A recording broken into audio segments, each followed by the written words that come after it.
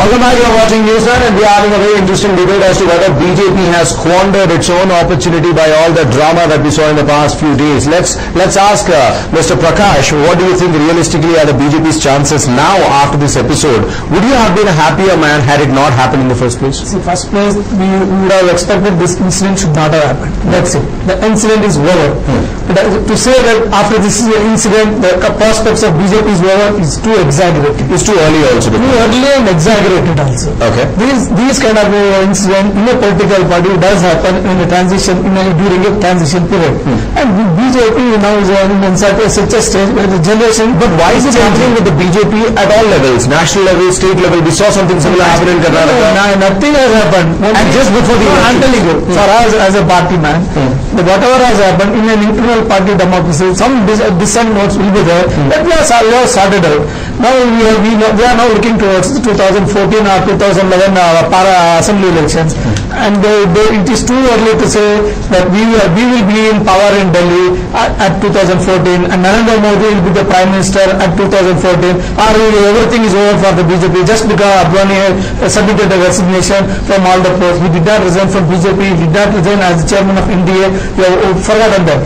Okay, these things do happen in a political setup. We have the government in Karnataka will happen. Sir, what your party has lost? How many times JDS has lost? Hypothetically, let me complete my question. Hypothetically, if BJP fails to deliver the goods in the assembly, hypothetically, if BJP fails to deliver the goods in the upcoming assembly polls, will Modi still be retained as the campaign boss, or will Advani be brought back at that point? In that interim period of 3 months. Appointed as the election campaign committee chairman. So he continues to stay there. No matter what the results of the assembly polls. You are going towards assembly election. I'm talking about the assembly polls that are lined up for later this year. The 5 states that go to the polls before the general elections. In all the assembly elections. They have no doubts about it. That is exactly what he said about Karnataka elections as well. You will see the results when the elections are. I was more than confident that BJP will be able to pull off a magnificent. During this in a public forum, we should have accepted that we don't win. We only win about 50 seats. I am not saying that. But you don't even have to say that so confidently. Definitely, because in Madhya Pradesh and Chhattisgarh and Rajasthan, the BJP is definitely going to win the election. That's our feedback. Okay. You will say that posing a hypothetical question, if we lose, do we change Modi? It's too early, and I'm not going to comment on anything upon it. When you are confident of winning the election, then why should we have doubts? My question to Shashwati, if they are so confident that Modi is the face of the party no matter what the results are, why don't go full throttle and say he is our PM candidate as well? Because that is what eventually you will do. Sir, face of the party, Sir, face of the party will always be the national president. He is the election campaign committee chairman. Please don't mix up the issue. So means if BJP comes to power, Modi will continue to be the national president. There will be someone else who will become the prime minister. That's your assumption, sir. I said national president. He is the supreme. I have not seen. He is the supreme.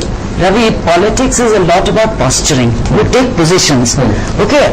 When you take the positions, you give it a sense of finality, but it's actually not your final position. Because tomorrow morning the weather will change. Today's bright sunshine might become a rainy day tomorrow. And you will have to, if you are inflexible on that, then you shouldn't be in politics.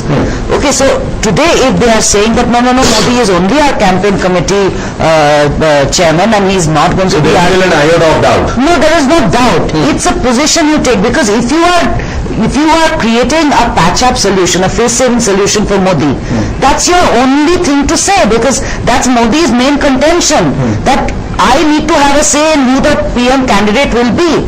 How else do I hold the NDA flag back?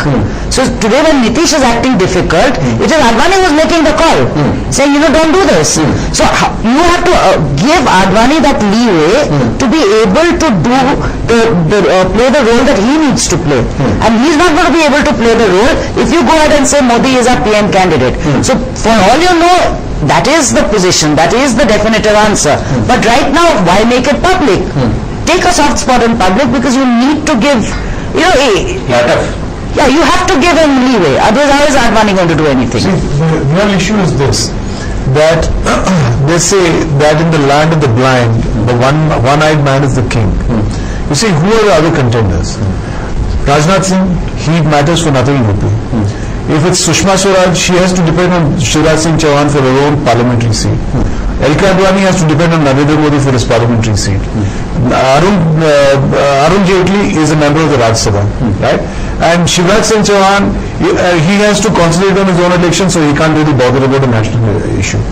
Now, Raman Singh has to bother about his own state election. Really, the only person the BJP is left with is Narendra Modi. He himself carries such a huge baggage of the past. Nobody likes him. The coalition doesn't like him. He's a man who can't go outside the country. He can't go to the US, no entry. He can't go to Bihar, no entry. You know, with all these constraints, the BJP today is a party of blind people. I know then Narendra Modi happens to be the one-eyed man, and he's nominated as the king. You see, today the BJP is caught between a corner and a very hard. See, my question is, you're so confident that Modi is the only option that you have, the best option that you have, but then why not go full throttle and say he is our man no matter what the results are? No, you should figure out what the results are. They're essentially saying that. Saying that. In Goa they said it, but they had to retract the following day. Because otherwise, see, if like Prakash is saying, Narendra Modi is only a campaign committee chairman. Where is the need to have a live show, to have television cameras, to wait for this? This kind of a presentation is only made for a future prime minister, right? And this is what got Advani's vote. When Advani felt that Narendra Modi is being projected as a prime minister, he didn't feel, it was not a sense of jealousy which stopped him. He said that, BJP is making a big blunder by projecting this man who's otherwise seen, by a major section of the people as somebody who's a divisive force. This move must be stopped. This was what Advani genuinely felt, and then the BJP I can't guarantee that. I can't guarantee whether Advani felt exactly the way you're describing. But Modi being a divisive force has been established barely within 3 days of he being appointed as the poll. But ultimately, one has to realize this, that with 3 states in their pocket, right? One, they have Chhattisgarh and Madhya Pradesh, which is the unified Madhya Pradesh, right, of the past, and with Gujarat, and with Goa, which doesn't matter. They are seeing prime minister and ambition. Well, unfortunately, that's all the time that we have in the discussion. Very quickly, I'll give you 30 seconds each, all of you. Let's start with Mr. Prabhakar. Your final thoughts on all the developments that have happened. Does it all go well for the BJP, or they still have a lot of hard work to do to bring back the good old days, because the damage has been done? Is that lot of damage has been done. Of course, the public member is always, very short. Yet, the crowd puller is not a vote puller. He may be a crowd puller. He may not be a vote puller. I agree with what Vijay said. So, in this juncture, the damage of the BJP as and today is really bad. Mr. Prakash, as a BJP insider, as a BJP person. So, I just made one point. We have a party which has ruled this nation for 50 years. The Prime Minister of the nation, he is getting elected from the Rajya Sabha. He has never ventured into the Lok Sabha. He has never gone to the people. He still is the Prime Minister, and they do not know who is the next Prime Minister in their party.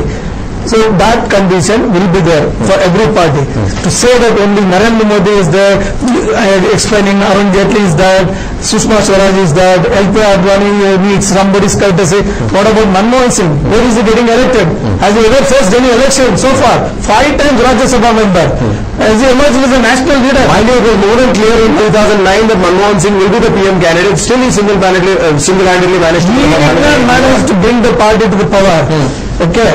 So where is the confidence in him? Then how did the Congress come to power again in 2009? 2009 they come to power because we did not have the right coalition partners in the 2009. Because Advani was not the right choice. No, that was not the thing. People believed on the UPA coalition, and they are showing what they are. Now people are disenchanted. Now with so many scandals and everything. There is a lot of time. Still election is 2014 and 9 months away. Now people have started believing in NDA and BJP. Your final thoughts?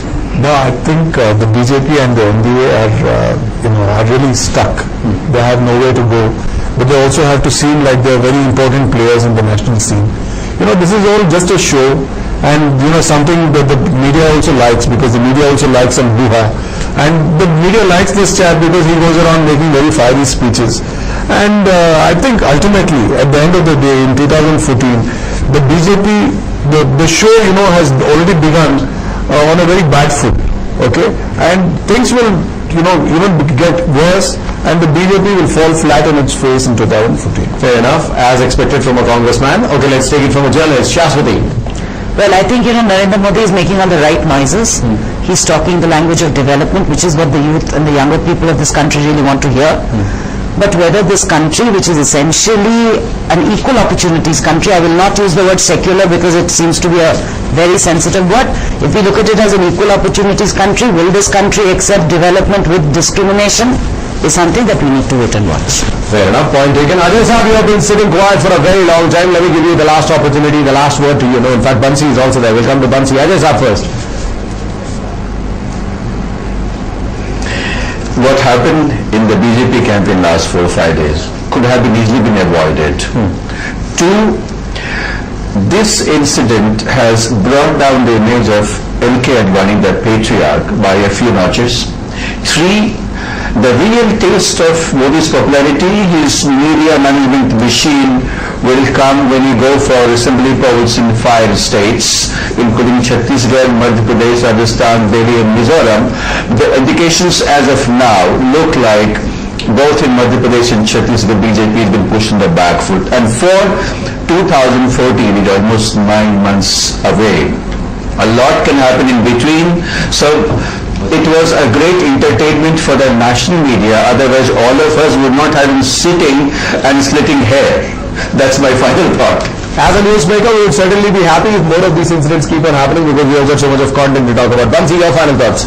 Well, Ravi, if you look at the Bharatiya Janata Party, they are moving in a direction swinging to the extreme right. We saw Advani, what was the charge against him?